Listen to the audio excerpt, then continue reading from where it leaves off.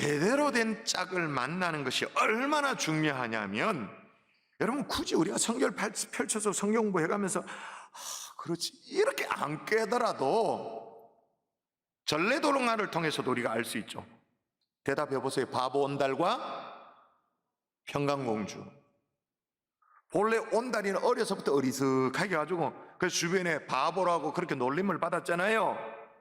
근데 그에게 이 평강공주와의 만남이 있었기에 온달이를 공부시키고 무예까지 갖추도록 만들고, 그래서 나중에는 바보 온달이 아니라 온달 장군이 되어지죠.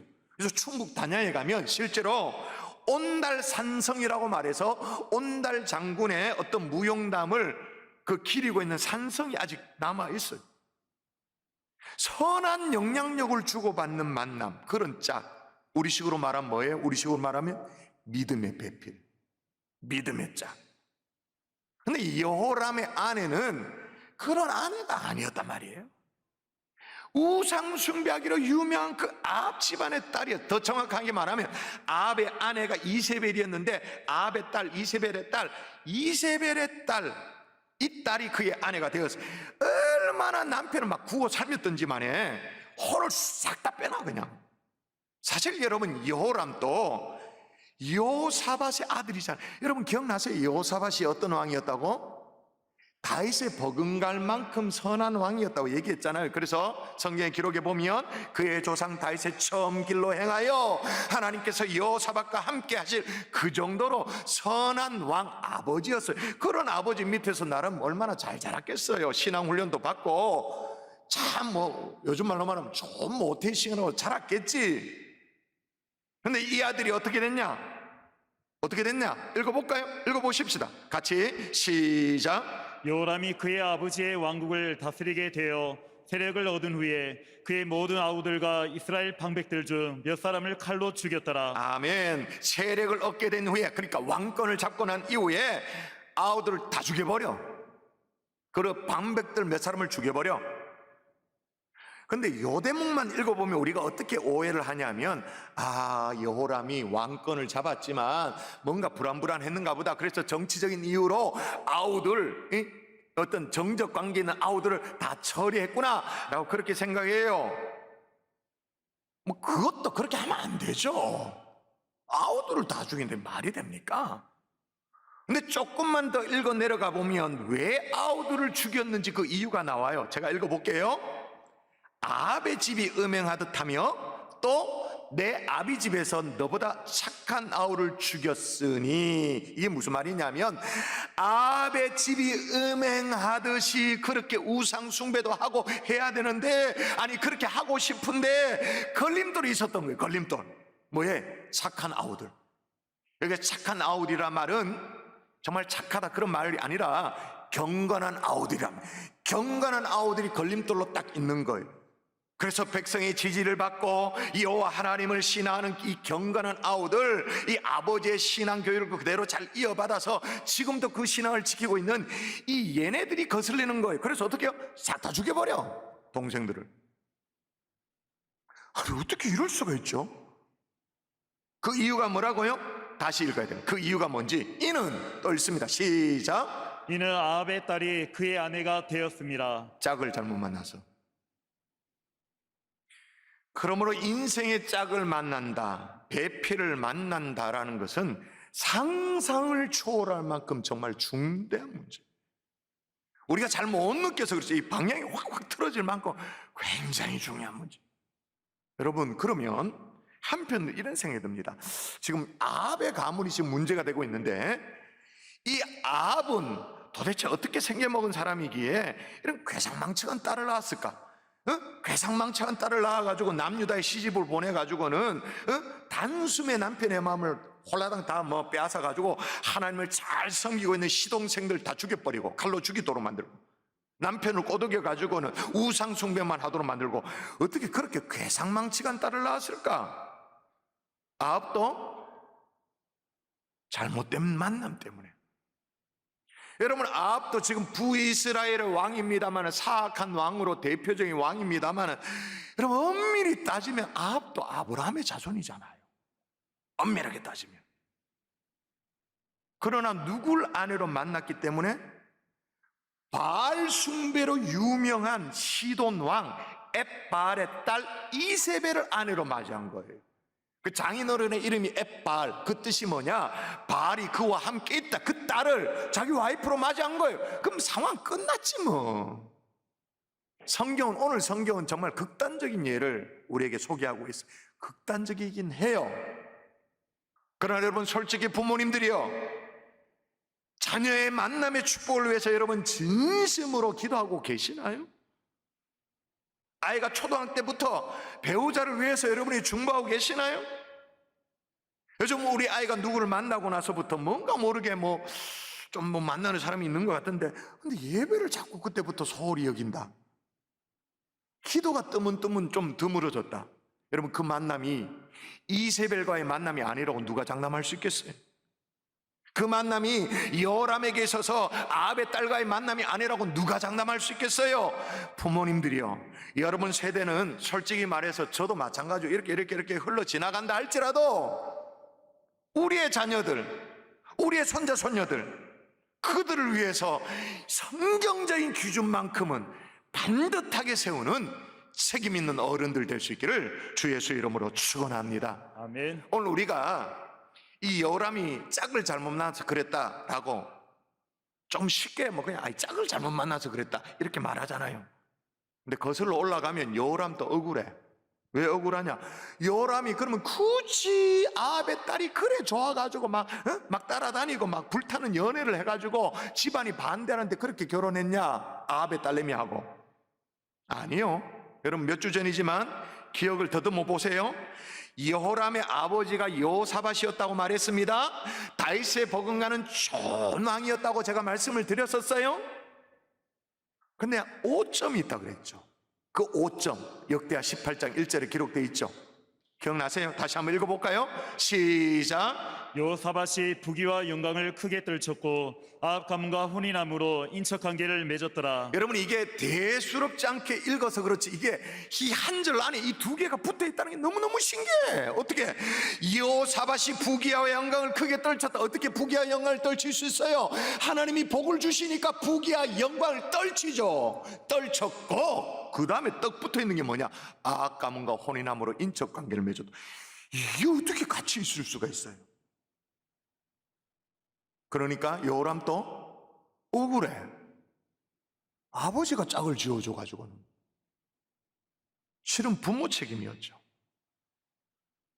그러므로 부모님들이요, 일단 여러분의 자녀들이 주님을 향한 분명한 신앙 고백이 있는지를 미루지 말고 점검하십시오.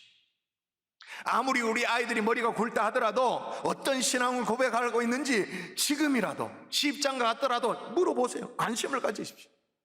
그리고 자녀들이 지금 뭔가 누군가를 사귀고 있어요. 그러면 그 사람의 직장이 뭐냐, 연봉이 어떻게 되냐, 어떤 집안이냐, 그런 걸 살펴보기 전에 얼마나 인격적인 주님을 만나고 있는가, 그걸 점검하세요. 근데 혹시나 이게 좀 석연찮아? 뭐 어떻게 돼요? 너무 서두르면 안 돼요. 신앙이 자랄 수 있도록, 신앙의 성숙을 위해서 배우에 기도하고 노력할 수 있는 부모 세대 될 수 있기를 주 예수 이름으로 축원합니다. 아멘. 여러분, 이게 왜 중요하냐면 잘못된 만남 따라 하십시다. 대를 이은 비극으로. 대를 이은 비극으로. 여러분, 마음이 힘들어도 따라 하세요. 대를 이은 비극으로. 대를 이은 비극으로. 당대로 안 끝나요. 아까 얘기했잖아요. 여호람이 창자 터져서 비참하게 죽었다 그랬잖아요. 아무도 애도하는 사람이 없다고. 그 지나가면 얼마나 감사하겠어요. 근데 그걸로 끝나지가 않아. 그 다음에 아들 여호람의 아들 아하시아가 왕위를 이어갑니다. 근데 성경이 이렇게 기록합니다. 볼까요? 제가 읽어볼게요. 그가 아버지가 죽은 후에, 그러니까 여호람이 죽은 후에, 창자 터져서 죽은 거 아무도 애도하지 않는 죽은 후에 그가 희한하게 이렇게 기록되어 있어요. 패망하게 하는 아합의 집의 가르침을 따라 여호와 보시기에 아합의 집같이 악을 행하였더라. 아버지가 죽은 이후에 그가 패망하게 하는 누구의 가르침을 따라? 아합의 집의 가르침을 따라 여호와 보시기에 악을 행하였더라. 아들도 똑같아. 부전자전. 아니, 그렇게 비참하게 주는 아버지를 봤으면 아무도 애도하지 않고 잘 죽었다까지 거면 이런 죽음을 봤으면, 비참하게 창자가 터져 나온 걸 봤으면 느끼는 바가 있어야 되잖아요. 근데 똑같은 길을 걸어가. 왜 그런가? 성경이 이어서 누군가를 소개하거든요. 요 사람이 중요해요. 역대하 22장 2절 볼까요? 자, 누구를 소개하는가? 시작. 아시아가 왕이 될 때 나이가 42세라 예루살렘에서 1년 동안 다스리니라. 그의 어머니의 이름은 아달랴요 오므리의 손녀더라. 그의 어머니를 소개합니다. 아달랴, 드디어 이름이 나옵니다. 이게 누구예요?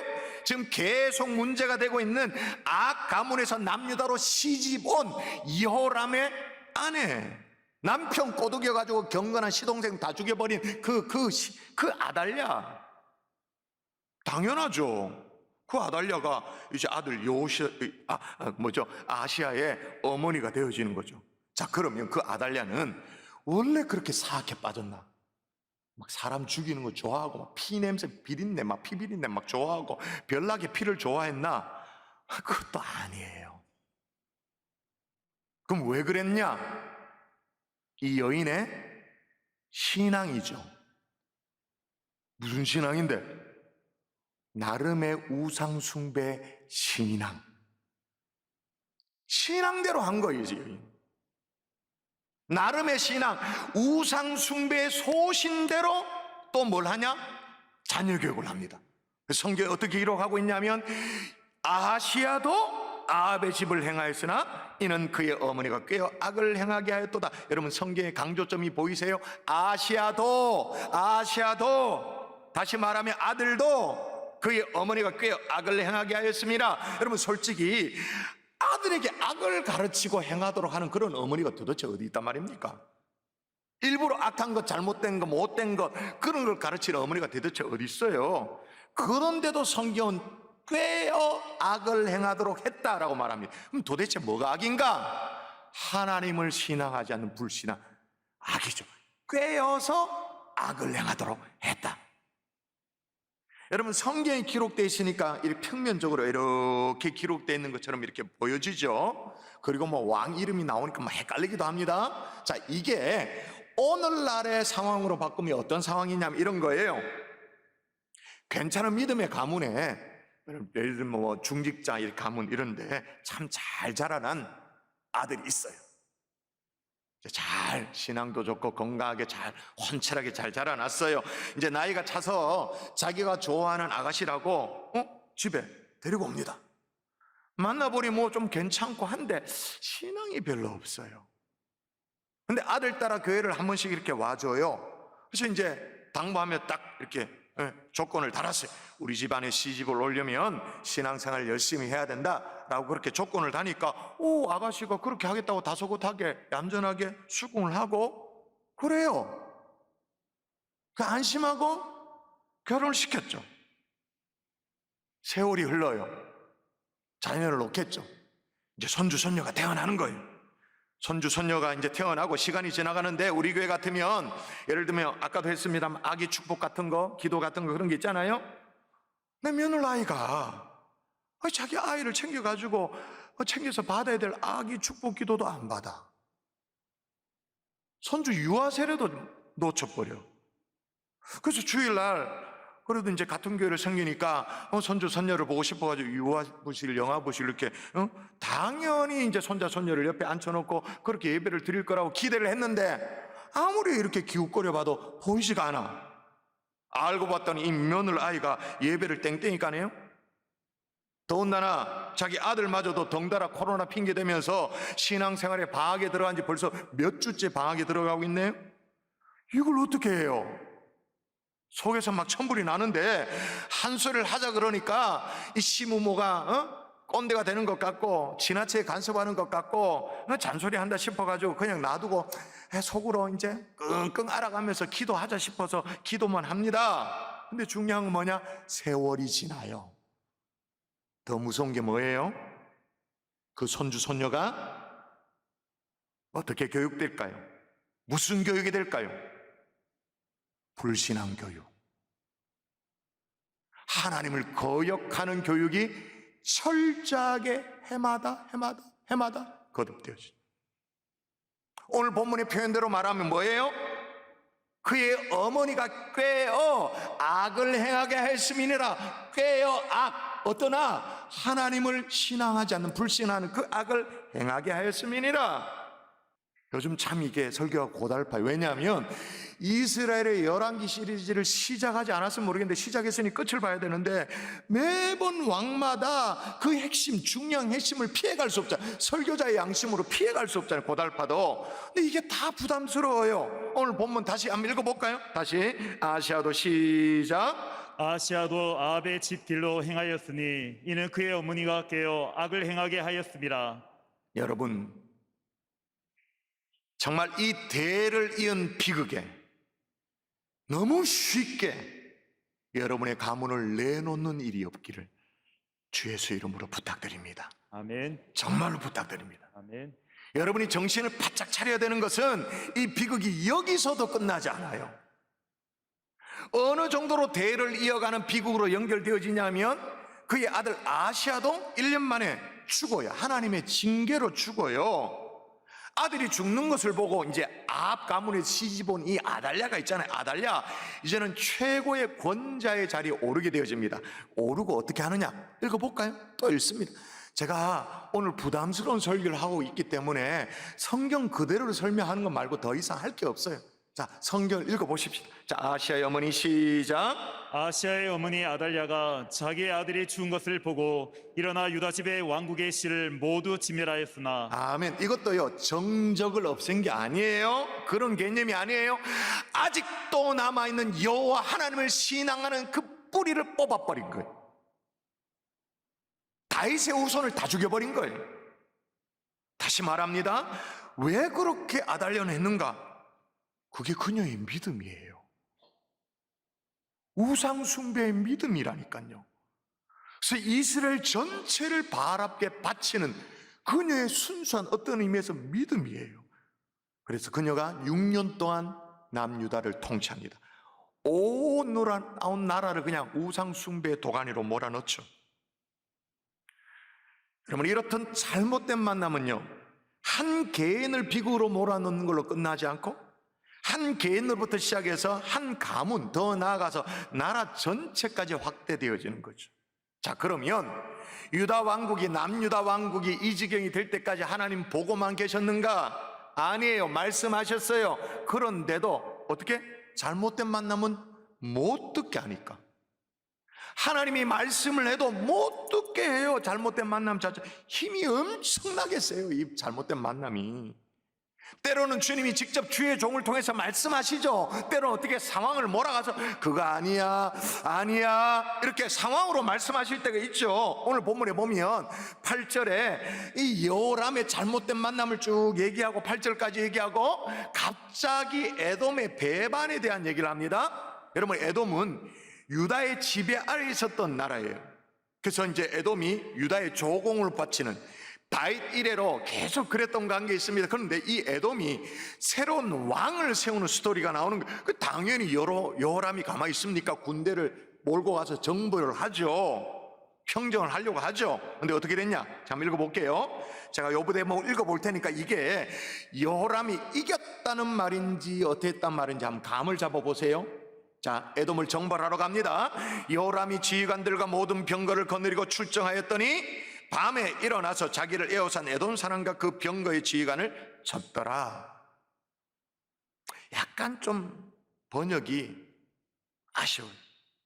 이걸 가만히 보면 여호람이 에돔을 평정한 것처럼 느껴져요. 근데 여기 말은 밤에 자기를 포위하여 둘러쌌다. 그 말은 뭐냐?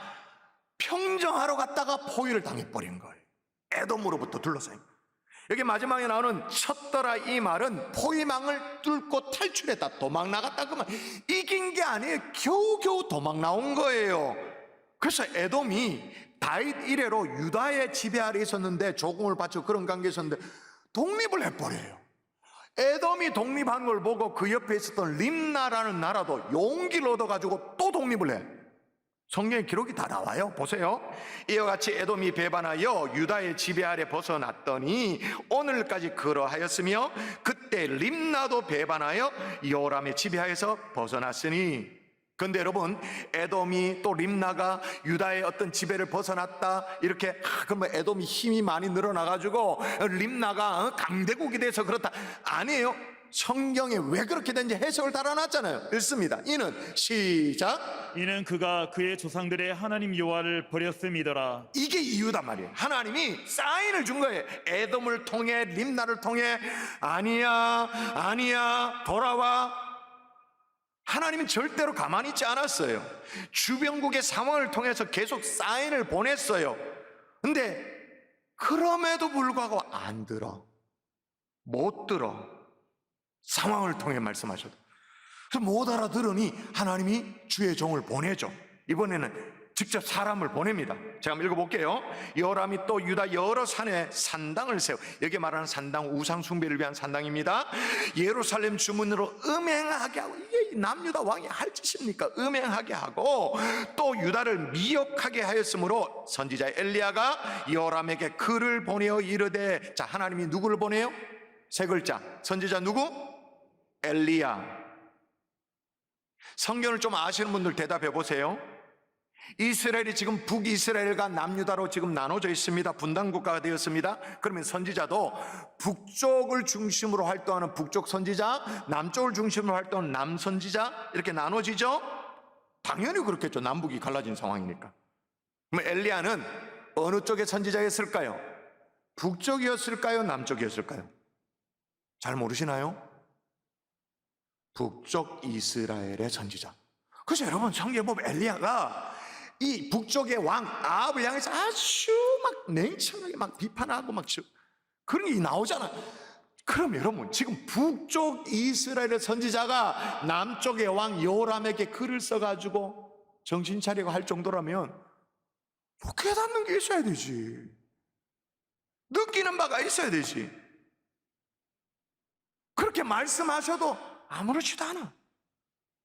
못 돌이키니까 하나님이 마지막에 블레셋을 일으킵니다. 읽어볼까요? 자, 같이 읽습니다. 시작. 여호와께서 블레셋 사람들과 구세에서 가까운 아라비아 사람들의 마음을 격동시키사 여호람을 치게 하셨으므로. 제가 하나님이 마지막으로 블레셋까지 동원하신다라고 말했는데 왜 그렇게 말하냐면 주어를 보세요. 주어. 블레셋이 일어났는데 주어가 뭐예요? 하나님께서 블레셋을 일으켜서 정신 차려라, 상황을 그렇게 몰아갔는데도 못 깨달아요. 근데 더 무서운 건 뭐냐? 자식이 죽어도 몰라요. 자식이. 읽어볼게요. 그들이 올라와서 유다를 침략하여 왕궁의 모든 재물과 그의 아들들과 아내들을 탈취하였으므로 막내 아들 여아스 외에는 한 아들도 남지 아니하였더라. 다 죽어도, 심지어 자식이 죽어도 하나님의 말씀이 들려지지가 않아요. 깨닫지가 않아. 근데 여러분, 사실 또 한편을 생각해 보십시오. 여호람도 하나님의 마음에 합한 사람 다윗의 후손이잖아요. 다윗의 후손, 남유다의 왕이니까 아무리 막 나간다 할지라도 그래도 마음 한쪽 구석에는 여호와 하나님을 향한 그 신앙이, 그 끝자락이 조금이라도 뭐 있을 거 아니겠습니까? 그런데도 돌이키지를 않아요. 사실은 돌이킬 수가 없는 거라. 결국 이 잘못된 만남을 어떻게 해요? 중병 들고 수년 동안 고생하고 장자가 빠져나와 죽고, 그래도 누구도 애도하지 않고 잘 죽었다고 말하는 비극적인 결말을 맞게 된 거예요. 말씀의 결론을 맺을게요. 만일 제가 하나님이라면 이 정도면 괘씸해서라도 그냥 내팽개 쳐버릴 것 같아요. 근데 7절에 보면 그래도 긍휼을 베푸시는 하나님 아버지의 마음이 녹여져 있어요. 7절을 읽어보도록 하십시다. 7절 같이 시작. 여호와께서 다윗의 집을 멸하기를 즐겨하지 아니하셨으면 이전에 다윗과 더불어 언약을 세우시고 또 다윗과 그의 자손에게 항상 등불을 주겠다고 말씀하셨습니다. 여러분, 오늘 말씀을 듣다 보니 가면 갈수록 막 걱정이 쌓이세요? 부담스러우세요? 이 약속의 말씀을 붙들어야 돼요. 그렇다면 이미 워낙 우리 가문은 잘못된 길로 이미 많이 접어든 것 같다, 그런 생각이 드세요? 뭐라고 말합니까? 다윗을 생각하사 그 집을 멸하기를 멈추시는 하나님이세요. 다윗과 맺은 언약 때문에 진노 중에라도 긍휼을 베푸시는 은혜가 있도록 여러분이 여러분 가정의 다윗 되시라 그 말인 거예요. 아멘. 우리 가족은 그래도 신앙생활 열심히 한다, 교회 따박따박 잘 나온다, 그렇다면 이제는 여러분의 자녀 세대, 다음 세대의 신앙이 어떠한지를 좀 관심을 가지십시오. 근데 우리 가족은 별 소망이 없어 보이세요? 그렇다면 다시 말씀드립니다. 내가 우리 가문에 다윗 되기를 소망하십시다. 아멘. 다윗을 생각하여서 그 집을 멸하기를 즐겨하지 않으셨던 것처럼 우리가 우리 가문을 지키게 하여 주시옵소서. 아멘. 기도하는 저와 여러분 될 수 있기를 주 예수의 이름으로 축원합니다. 아멘.